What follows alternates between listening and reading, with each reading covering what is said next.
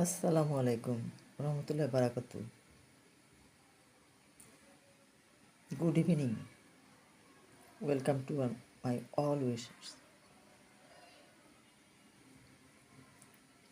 আজকে আমার মেয়ের অনুরোধে তৈরি করা হয়েছে এমন একটা পিঠা, আমি নাম বলবো না কিন্তু উপকরণ বলছি।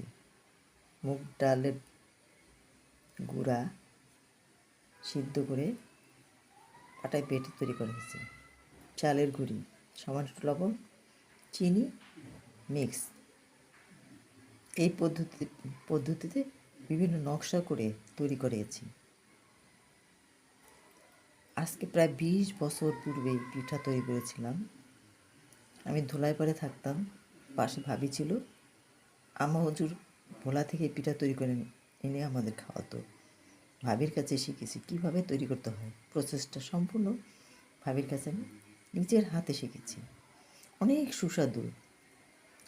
যারা নোয়াখালী, বরিশাল, ভোলা, পটুয়াখালী এই অঞ্চলের লোকেদের এটা খুব ফেভারিট পিঠা।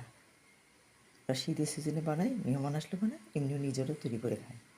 অত্যন্ত মজাদার পিঠা। আমি ভুলেই গিয়েছিলাম কীভাবে তৈরি করতে হবে। তারপর চিন্তা করলাম, আমার মেয়ে বলল কি, আম্মু তুমি তো আমাকে ছোটোবেলায় পিঠা বানিয়ে খাওয়াতা, দেখো তো পারো কি না। চেষ্টা করলাম, হয়ে গেল সুন্দর মতো নকশা করে তৈরি করে তেলের ডুবে ভাজিয়ে তারপর শিরায় ডুবিয়ে তৈরি করেছি। পিঠার কিন্তু নাম বলছি না, যারা ওই অঞ্চলে থাকেন তারা বলবেন এই পিঠার নামটা কি। যারা ওই অঞ্চলের অধিবাসী তারা এই পিঠা তৈরি করেন, খান।